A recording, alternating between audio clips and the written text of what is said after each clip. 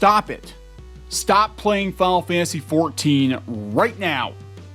They can't handle the success. This is Neon, this is Clownfish TV, and we're going to talk about the situation with Final Fantasy XIV, which blew up this year. It stole a lot of players from World of Warcraft. We'll talk a little bit about that. Some of it has to do with the backlash against Blizzard, and some of it is just the attention brought to the game. A lot of people realized the game is actually pretty good. Myself included. I was surprised. Squid King was playing quite a bit of it, and I'm like, yeah, this actually is really good, because I remember when it was first released, it wasn't so good, and they fixed it. But it is doing so well that they are suspending sales of the game. They're suspending advertising of the game. This is crazy. They have too much success, and this is a game that is several years old, mind you. Too much success. So we're going to talk about that before we get into it any further. Please subscribe for more pop culture news, views, and rants, guys. Over 247,000 subs. Thank you so much for the support. Greatly appreciated. Hoping to hit 250 by Christmas. Check the subscribe button. See if you're subscribed. If you've, ring the bell for notifications. The drill. YouTube is not good at notifying people of new content. So this article is coming from Bounding into Comics. So credit where credit is due, and I was kind of caught off guard by it. Now, we did cover Final Fantasy XIV and how they've been stealing players from World of Warcraft. I'm sure with all the drama around Blizzard lately that they probably have been stealing more and more people away from Blizzard products, but they become so successful that Square has apparently stopped selling the game, and they're no longer advertising the game. Just in time for Christmas too, right? Again, coming from Bounding into Comics. I'll put a link in the comments section. You can go out there and check it out for yourself. Square has announced they have stopped selling Final Fantasy XIV, becoming so popular they cannot handle any more players. In a recent announcement on the Lodestone, which we'll go out and read that here in a bit, producer and director Yoshida, known as Yoshi P to fans, apologized that even after 2 weeks since the launch of the Endwalker expansion, players are still suffering from long login queues. While the developers had previously granted 7 free days of game time as compensation, Yoshida announced an additional 14 days had been granted. Most surprisingly, Yoshida announced that due to player numbers and playtime far exceeding server capacity, Square-Enix would temporarily suspend the sale and delivery of the starter and complete editions of Final Fantasy XIV. He stated that expansion packs and collector edition digital upgrades will continue to be available for existing players, so they may upgrade as needed. New advertisements of the game are also being suspended for the time being. However, he does note it will not be possible to suspend some of the advertisements due to the nature of how they were set up. Yeah, if they prepaid for a campaign or whatever, that's going to happen. Furthermore, while subscribed players had previously been prioritized over free trial players due to the sheer volume of players, free trial players cannot play the game at all outside of late night and early morning hours. He also noted they are suspending new registrations for the free trial. To those who have been invited by their friends and family who have been considering joining, as well as our retail partners, Yoshida stated, "We sincerely apologize for any inconvenience this may cause and ask for your understanding and cooperation. In order to reduce congestion, we will continue to monitor the situation as we consider the timing around resuming sales." Suffering from success. Having so many people joining, the servers can't keep up. Suffering from success. Since July 2021, in order to accommodate the significant increase in the number of new players, we've been working toward building a new logical data center and adding new worlds. However, due to the effects of COVID, we have not been able to make any additions due to the suspension of semiconductor production at manufacturing factories, decrease in production quantities, as well as a shortage of raw materials. So a chip shortage. They're blaming a chip shortage. He further noted, although we're investing much more money than usual, our attempts to alleviate the ongoing congestion situation are being delayed due to the physical shortage of server equipment. The plan is to introduce a large number of additions, which we intend to carry out quickly and safely with as minimal inconvenience to our players as possible, and we will follow up regarding this matter as we progress.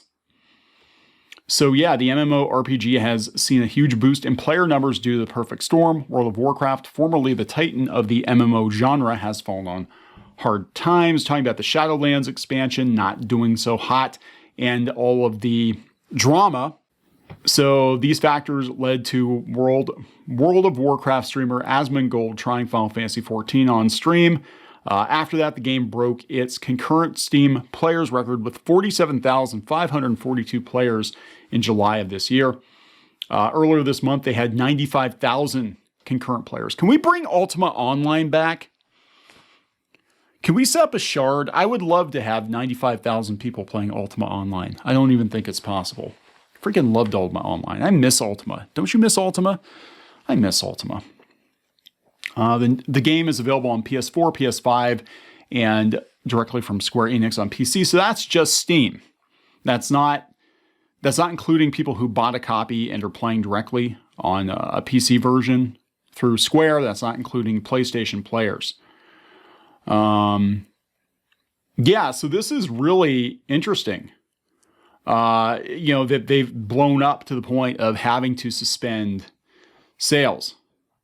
So hopefully, eventually, maybe they'll be able to get more servers going. And, now the only thing that's bad about this from, my point of view, as someone who has historically not been a huge fan of MMOs, I do play the single player Final Fantasies. I played most of them. I tried 13. I didn't really care for 13 that much, but my favorite is actually 12. I love 12, and that's part of the reason why I was interested in 14, because it had some similarities with 12. But I usually stay away from the online Final Fantasies. The thing is that the success of this could mean the end of like single player Final Fantasies going forward. I mean, I know they have 16 in development, but after that, I'm kind of like, yeah, they're just going to reissue all the old Final Fantasy games. They're not even gonna bother with single player Final Fantasies anymore, because that's not where the money is. The money apparently is on online. So weird. I mean, this game is old. It's like what, 10 years old? It's getting up there. Anyway, going to go back to this article from Den of Geek earlier in the year, back in July, when all of this happened, that Final Fantasy XIV is growing in popularity, and the recent success may have a lot to do with World of Warcraft's shortcomings. Blizzard got lazy. Let's be honest. Blizzard got lazy and comfortable, and what are you going to do? So these are some of the reasons why people are jumping ship to Final Fantasy XIV. Not the biggest factor, but they had a Steam sale. The complete edition was on sale at 60% discount for much of the event, and that drove a lot of people to go to it. But this is actually what's going on here. They said to really understand why so many MMO fans and WoW players have suddenly started playing Final Fantasy XIV after all these years. Again, this game is old. You have to understand a little more about what's happening. Asmongold and the streamer influence. So yeah, he streamed it the first time, Final Fantasy XIV, to an audience of over 200,000 concurrent viewers. Streamers can obviously influence a game's popularity. Asmongold's influence on a game's growth is especially interesting. Not only is he a controversial streamer, which is a quality that attracts additional attention for better or for worse, but he's a controversial streamer who primarily plays community-focused games. When he plays something new, thousands of people quite literally follow him, as evidenced by the number of new players who swarm the streamer in-game during his first Final Fantasy XIV session. He had glowing praise for Final Fantasy XIV. When you have a controversial streamer in a social-driven environment who is having a blast in front of tens of thousands of people who usually play WoW, you've got a scenario in which those same tens of thousands of people are actively encouraged to see what all the hype is about. Still doesn't explain why Asmongold suddenly decided to give the game a shot. So the wait for Shadowlands 9.1 update had something to do with it. But, they said it offered a compelling alternative to WoW's biggest weakness. Talking about the side stories, talking about the combat system. Final Fantasy XIV reinvented itself at a time when World of Warcraft fans wish it would do the same. Yeah, WoW's long in the tooth. Yeah, Final Fantasy XIV was nothing short of a massive failure when it launched in 2010. That is true. Critics and fans tore the game apart for its technical issues, mechanical shortcomings, and what was perceived by some to be a fundamental misunderstanding of the evolution of the genre. I do remember it being a huge flop, and I forgot about it. I'm like, oh yeah, Final Fantasy XIV came out. Who gives a shit?